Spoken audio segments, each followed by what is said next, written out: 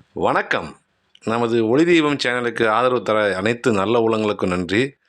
இன்றைக்கி ஒரு சுவாரஸ்யமான பதிவு. அது என்னென்னா, நமது எம்ஜிஆர் அவர்களுடைய ஒரு படத்துடைய பாடல் கம்போசிங் அவருடைய மேக்கப் ரூமில் நடக்குது. எம்எஸ் விஸ்வநாதன், இப்போ எழுத்தாளர் பாடலாசிரியர் வாலி மற்றும் எம்ஜிஆர் இவங்கெல்லாம் வந்து கம்போசிங்கில் இருக்கிறாங்க. அது என்னென்னா, ஒரு விசித்திரமான பாட்டு. எம்ஜிஆர் திரைப்படத்தில் முதலாக ஒரு குடிகாரராக நடித்த ஒரு சீன் அது. ரொம்ப அபூர்வமாக ஒரு சிகரெட் பிடிக்கிற மாதிரியே தண்ணி அடிக்கிற மாதிரி நடிக்க மாட்டார்.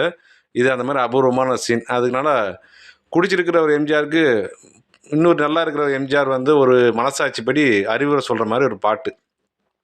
தமிழ்நாடே ரசித்து பார்த்த பாட்டு. ரொம்ப அருமையான பாட்டு. அந்த பாடலுக்கான சுச்சுவேஷனுக்கு கம்போசிங் நடக்குது.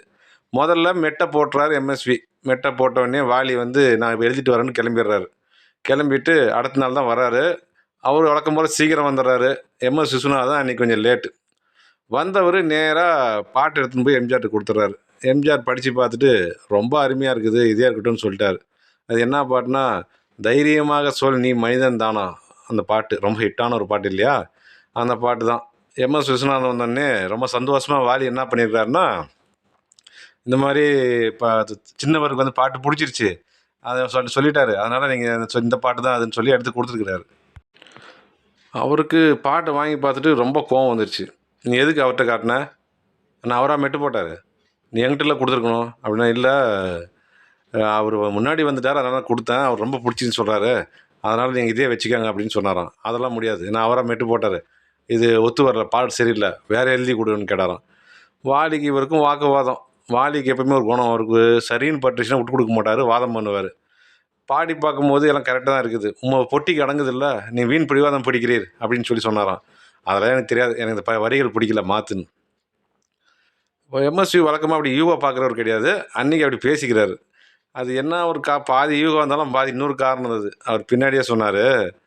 வாலி எழுதின பாட்டு என்னன்னா, தைரியமாக சொல் நீ மனிதன் தானா, நீயும் ஒரு மிருகம்னு சொல்லி வருவது இல்லையா, அந்த மதுவில் விழும் நேரம். ரொம்ப அருமையான பாட்டு இல்லையா அது? அந்த பாட்டு வந்து அவருக்கு ரொம்ப பிடிச்சது, எம்ஜிஆருக்கு பிடிச்சிருச்சு. எம்எஸ்வி ஒத்துக்க மாட்டேங்கிறாரு. அவருக்கு வந்து ஈகோ ப்ராப்ளமாக இருக்குது, பொட்டிக்கு அடங்குது அப்படின்னா மெட்டுக்கு ஒத்து வருது. அவர் வந்து எம்ஜிஆர்கிட்ட காட்டினதால இவர் பிடிக்கலன்னு சொல்லிட்டாருன்னு நினச்சின்னு ஒரே ஒரு வாக்குவாதம் பெருசாக போயிட்டுக்குது. அவர் உண்மையிலே என்ன காரணம் எம்எஸ்வி வந்து அது மறுதளிக்கிறாருன்னா, அப்போ தான் கண்ணதாசனுடைய பாட்டு ஒன்று சிவாஜிக்கு இதே மாதிரி ஒரு கவிதையை கொடுத்துருக்காரு. யாரடா இங்கே மனிதன் கூட்டி வாயிங்கன்னு ஒரு பாட்டு. ரெண்டும் ஒரு ரிசம்பிளன்ஸ் தெரியுது.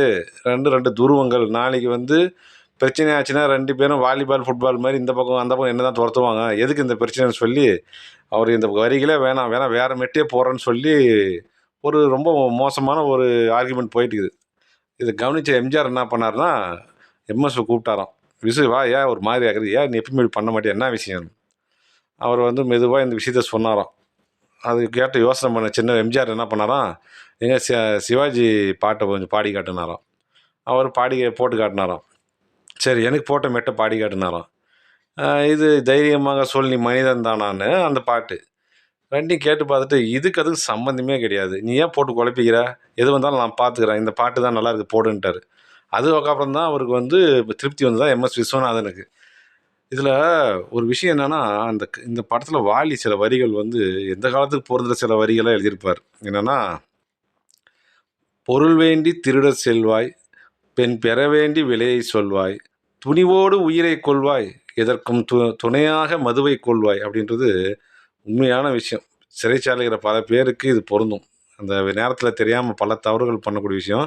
அது ஒரு அசுரபானம்னு சொல்லுவாங்க இல்லையா, அந்த மாதிரி இது ஒரு வாலியுடைய சிறப்பான வரிகள். இது பின்னாடி விஸ்வநாதன் சொல்லும் போது, வாலி எதுக்காவது வாதாடினார்னா, அவருக்கு உள்ளே தோணிருச்சுன்னா, அந்த பாட்டு கடினமாக கடைசி வரைக்கும் ட்ரை பண்ணி பதிவு பண்ணிட்டோம்னா அது எப்படியும் ஜெயிச்சிடும். அது வந்து அவருக்குள்ள ஒரு பவர்னு சொல்லி சொன்னார். சரி, எப்படியோ அவருடைய பிடிவாதத்தால் நமக்கு இந்த பாட்டு கிடச்சிது. எம்எஸ்வியின் பயத்தினால போயிருந்தா இந்த பாட்டு நமக்கு கிடைக்காதே போயிருக்கும். அது அந்த எம்ஜிஆர் குடிச்சிட்டு இருக்கும்போது ஒரு வேஷ்டியில் பேண்ட்டில் பல கெட்டப்பில் சுற்றி நின்று எம்ஜிஆர் பாடுவார் இல்லையா, தேட்டரில் பயங்கர கிளாப்ஸ் இருக்கும். பல பேர் இந்த பாட்டை ரசித்து கேட்டிருப்பீங்க. கொஞ்ச நேரத்தில் அது காணாமல் போயிருக்கும். பல விஷயங்கள் வந்து தப்பி பிழைச்சி தான் நமக்கு கிடைக்கிது. அதனால் நமக்கு ஒரு வரம் தான் சொல்லணும். சரி, பிடிச்சிருந்தால் லைக் பண்ணுங்கள், ஷேர் பண்ணுங்கள், கமெண்ட் பண்ணுங்கள், முடிஞ்சால் சப்ஸ்கிரைப் பண்ணுங்கள். நன்றி, வணக்கம்.